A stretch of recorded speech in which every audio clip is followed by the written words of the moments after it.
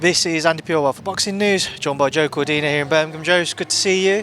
I'm giving you a bit of a top up there on your tan. How are you doing? Well, I was going to have a sunbed tomorrow, but I don't need one now. But yeah, I'm all good, thank you, bro. All good. In these times, every penny counts, so I'm helping you out, Joe.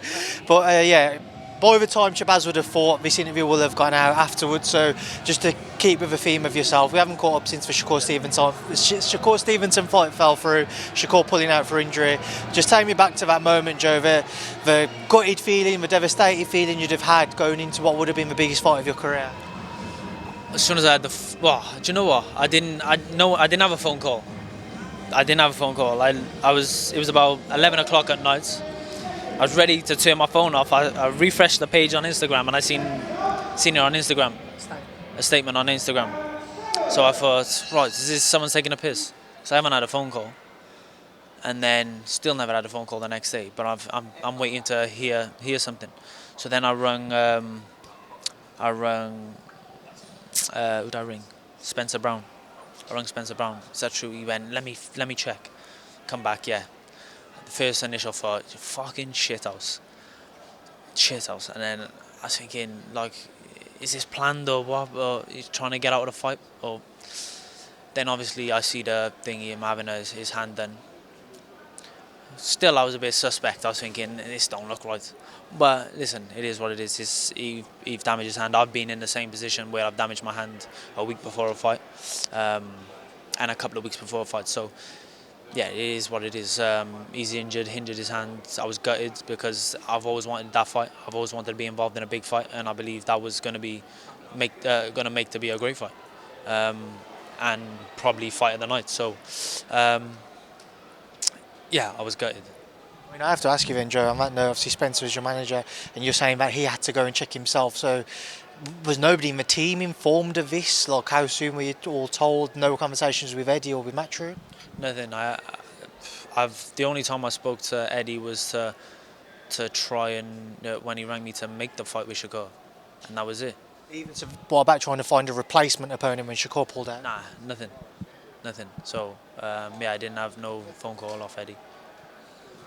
On that note then, and looking towards what could happen next year, I know that they've spoken about Shakur kind of going straight into what would have been a February fight now, and you not necessarily being that name. Have you had any conversation about still trying to make that Shakur fight next year?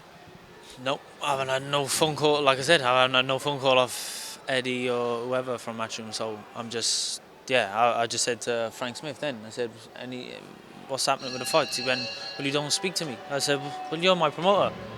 You and any of my promoters. I said, what's happening? So hopefully I catch him before he leaves. I know he was busy then. So, and then we can try and sort something and see what's on the table. But at this present moment, I haven't heard nothing from him. I mean, on that note, Joe, I know you've been quite frustrated about certain situations in the past. How does this compare to previous treatments that you've felt during your career? Yeah, it's up there. It's up there because, like I said, I haven't had a phone call. As soon as you lose the title, you're just back at the queue again, isn't it? So it's one of them things. But listen, I'm always positive.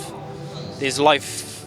There's more to life than just boxing and whatever. So I'm just sticking in the gym. I know I got a good team around me anyway now, and I'm just waiting for the phone call. I'm in the gym constant. I've had to have a couple of days off because of. I think I'll end up burning out if I don't stop. But I'm ready to go. Do you understand? It's like I'm a ultimate professional. I've never ever been in and out of the gym. I'm always in the gym.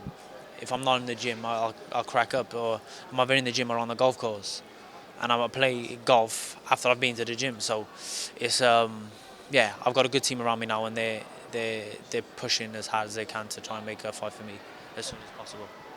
This stage in your career as well, then, Joe, I assume it's only the names and those big fights that you want now, no kind of warm-ups, if you will. No, well, even when I broke my hand, they wanted to give me a warm-up. I said, I don't need a warm-up. Just put me in there and leave the rest to me. Like, I can't even look at the Kakachi fight because I believe the two shots on a break was a deciding factor. But I was dead at the weight, so you're not getting 100% Joe Cordina anyway. But hats off to him. He won, and he's doing well after, and I'm glad he is, so providing for his family and everything. But all I've wanted to be involved in is massive fights, and at 135 I can be involved in big fights, and yeah, and that's all I want to be involved in. Like I was saying in an interview just before, you see the likes of Carl Zaghi, Carl Froch, Kell Brook, Amir Khan, Anthony Joshua, Ricky Hatton. Their names were up in lights in America, this place, that place, and involved in massive fights that the world was watching, and that's what I want to be involved in. And someone like Shakur, that's the world will watch. I want to be involved in a fight that people will remember, and I think that styles would gel because he's going to look to box, and I'm going to look to box, but I'm also going to look to come and try and take his head clean off. So I think that would have gelled lovely, and it would have set a light. I'm going to ask Joe, and people might ridicule it a bit for mentioning it, but there was a period after that fight, obviously Gervonta Davis was looking for an opponent. You moving up to lightweight, was that something which, if it was offered, I imagine you'd have jumped at it, you'd have taken that fight?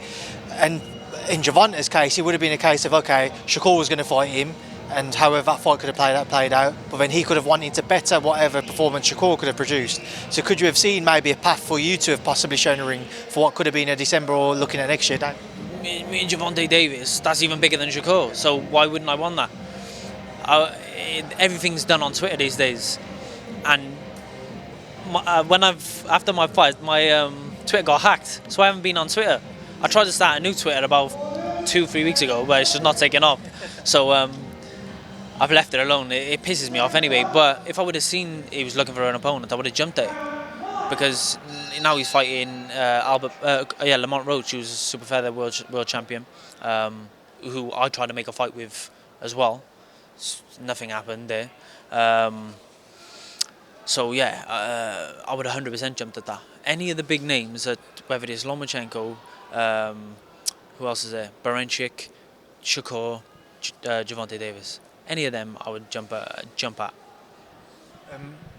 Just kind of moving forwards and just get a word on the link up with Ben, with Barry, with Lee. How have you found that now? And has it been a frustrating period because you haven't had that chance to showcase the work you've done in the gym? Yeah, of course.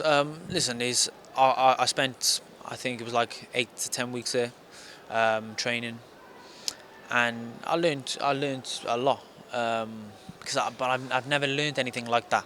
Do you understand how they teach things? But I was spending close to $1,000 a week to stay in Airbnbs to live up there, and if I haven't got a fight date, it's pointless me being up there. I'm just wasting money. So I came home, ticking over, practicing what they're telling me to do, and what they were showing me to do. So I'll do that at home. I could do that on the pads with my mate Sorelli's with me now. He's more like my brother. He takes me on the pads, so anything I tell him, he'll work on. But as soon as I get a fight date, I'm straight back up there, 10, 12 weeks, and then we'll pick up where we left off. But I think the stuff that they're adding to me is only going to make me better. And I think sometimes when a fighter changes trainers, especially someone like me who's coming to the back end of the career, I'm too long in the tooth to learn new things, or not learn new things, but to change my style. But to add to it, that's what they're doing. They're not trying to change my style, they're trying to add to it. So I'm happy with what they're doing, and I believe it'll make me a better fighter. The cue's formed, so I don't want to take too much more of your time, so enjoy the rest of your night, and I'll catch up with you soon. Wicked, Andy, thank you.